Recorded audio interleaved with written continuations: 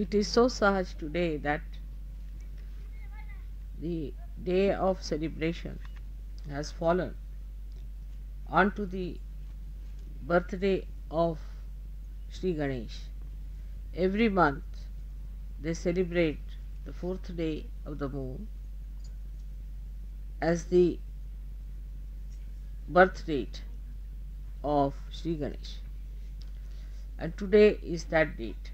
Luckily, we are here for the puja of Sri Ganesha on his birthday. I have said a lot about Sri Ganesha and his importance in our life. He is the giver of wisdom. But this wisdom comes from our innocence. Innocence that is innate within us. As children, we are innocent. But as we grow, we start exerting ourselves in a manner that we start losing our innocence. We lose it in two ways. Once we have lost our innocence, we cannot believe that others could be innocent.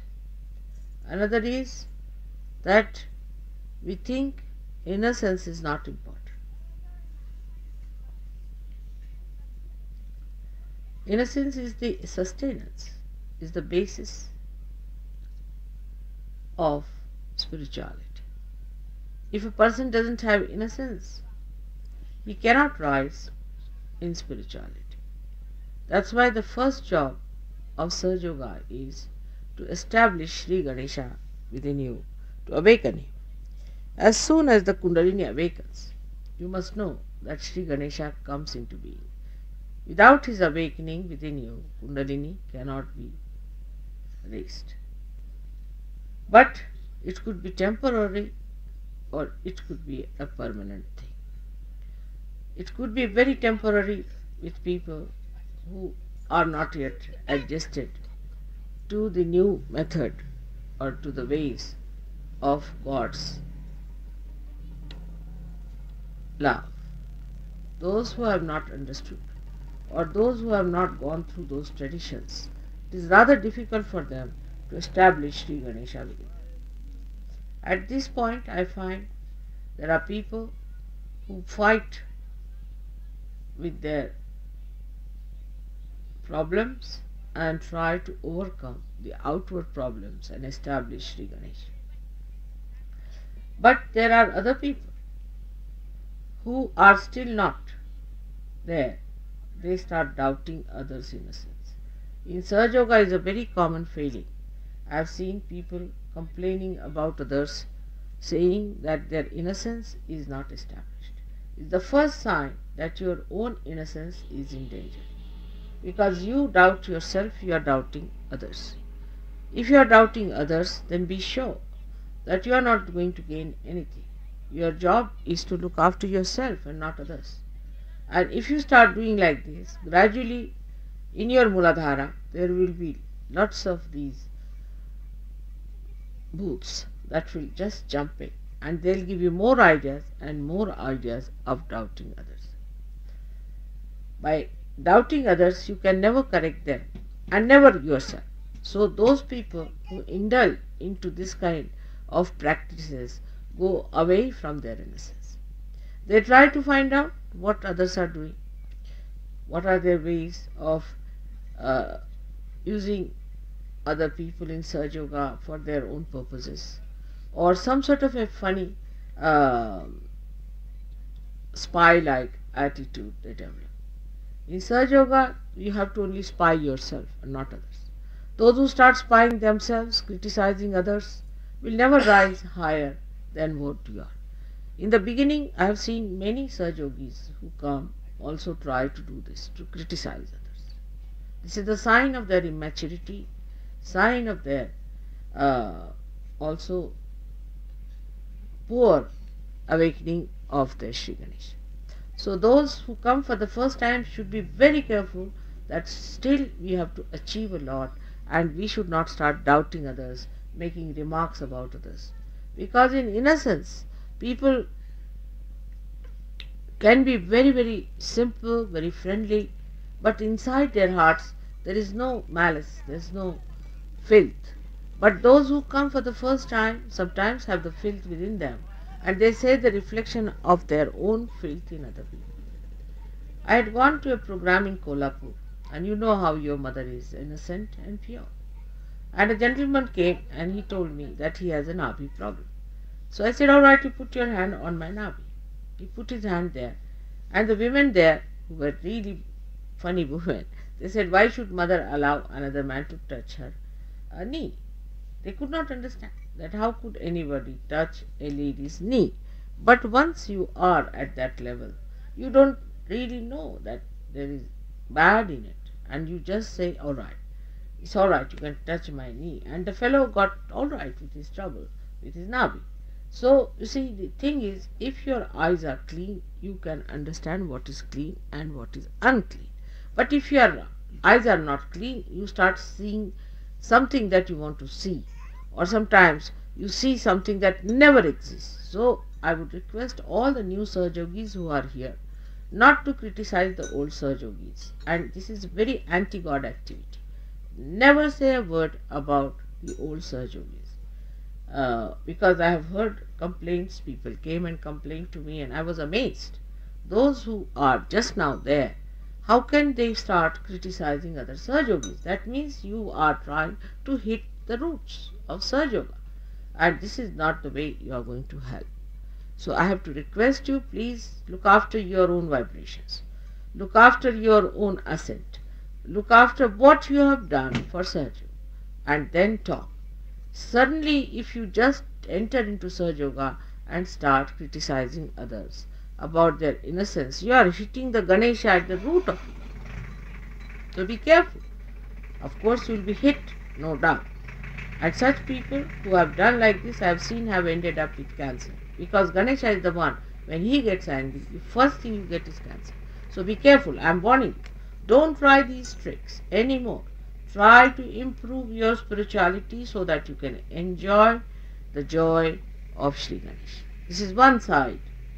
The second side is that to keep Sri Ganesha intact, we have to have certain maryadas. Everybody must have certain maryadas. Like that, I would say that I will ask a lady to put her hand even up to my heart point from the front. But I would not ask a man to do that, because there is a maryada. If you are a man, you are not supposed to touch my front side, but you can touch my back side. There are maryadas for everything. And if you do not observe these maryadas or these boundaries, then you are apt to get out of it, despite the fact that you are pure. And you might create a problem unnecessarily. I'll give a very good example of Sri Mahavir, who was the incarnation of Bhairava. Himself, Bhairava took on this birth. And to Bhairava, what is cloth, what is dress? I mean, he is a person. To him, the whole universe is his clothes, or the whole directions are his clothes. He is a Digambar. To him, what does it matter? He is so innocent. He is absolute innocence himself. And the innocence that is destructive, that will destroy. Through him only you get your cancer when you start misbehaving. So he is such a simple man like him, in the sense that he never knew what was impurity, who didn't know what sin was. Such a personality came on this earth to teach people to be innocent, to be dharmic, to be good. Now this one once had to go to some forest where half of his cloth got caught up in the bushes. So he had to cut it off, and he was left with half of the cloth. And when he came out on the village outskirts, he met a person who was actually Sri Krishna, who tried to take his pariksha, just came there, and he said that why should you have any cloth? There is no need, but I am a human being, I have no clothes on my body. So you are a god, you are incarnation, so why don't you give your cloth to me? He said, all right, then. He gave away the part that was there. And that's how for a very short time he was without clothes, very short time. But that people have exploited and are making him nude and making all his private parts in such details, all nonsense there. Now many people ask me, how is it that Jains indulge into this nudity and all that? It is all absurdity. It's nothing anywhere near Mahavira. Nobody is a Mahavira to become even nude, even for a short time. So why should they do it? Because everybody tries to find out something that is a loophole just to cover up their own weaknesses. And all such weaknesses tell upon the progeny. Now that has gone so far that they cannot understand that Sri Mahavir, he was a Digambara, he was a person who did not need any clothes. Still, just to keep the Samayachar, he did wear his cloth throughout and later on also. But for a short time, he gave away his clothes. That doesn't mean that in the public he became nude, suddenly took out his clothes and all that. It doesn't mean that. He respected the public at that time, not only, but he respected his parents to begin with. Before he took to real sannyasa, he respected his parents, and he said that now the time has come for me to give up this worldly life where I have been indulging into worldly affairs, and I have to take to sannyasa. Sannyasa doesn't mean that he was not a sannyasi, he was, but means that the worldly life of his parents and other people he had to give.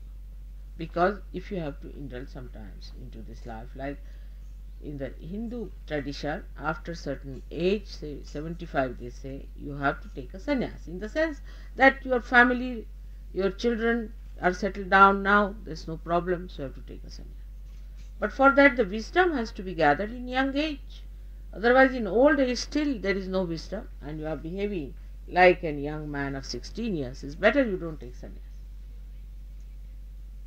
So the whole understanding about life in India has to be very subtle, and to understand these great people, you have to be little bit greater than what you are. If you are just mud, how can you see the gold? You cannot.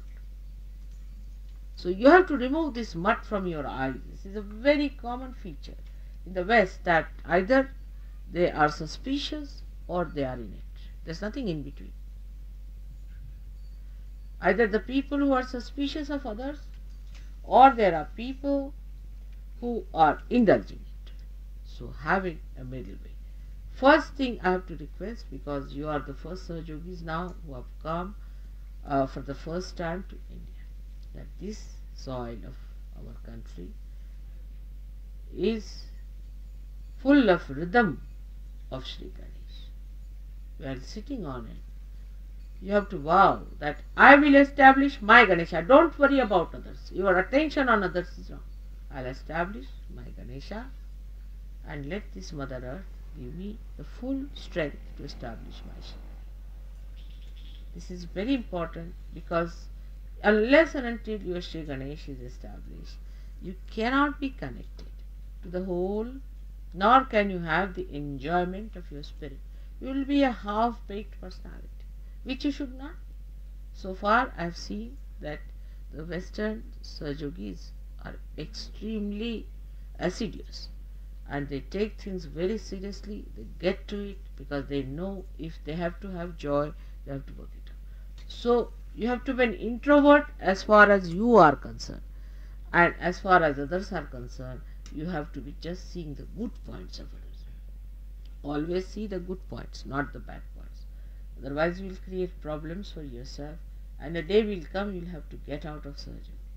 It has happened with many who tried these things and they are out, absolutely out of Sahaja. If you have to be in Sahaja Yoga, you have to understand that to be one with the whole, try to look after yourself.